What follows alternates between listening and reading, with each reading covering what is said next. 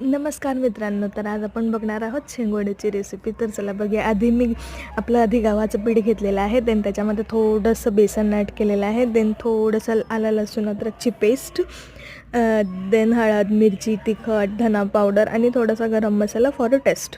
Then हे मळून घ्यायचं आहे. देन मी कोथिंबीर घेतलेली आहे, कढीपत्ता घेतलेला आहे, हिरवी मिरची घेतलेली आहे, टोमॅटो आणि कांदा आणि थोडासा लसूण पण घेतलेला आहे फोडणी द्यायसाठी.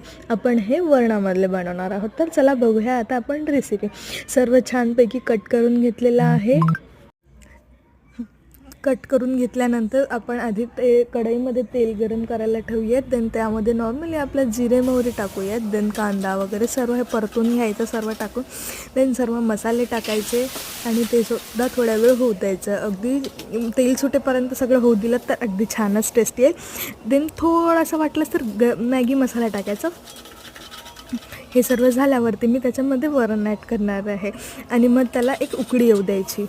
त्याला उकळी आली की मग आपले हे जे कणकेचे आहेत ते छोटे छोटे छोटे जसे मी दाखवते आहे त्या पद्धतीने तुम्ही करू शकता आणि ते वरणामध्ये सोडून द्यायचे आणि आणखी एक उकळी येऊ द्यायची.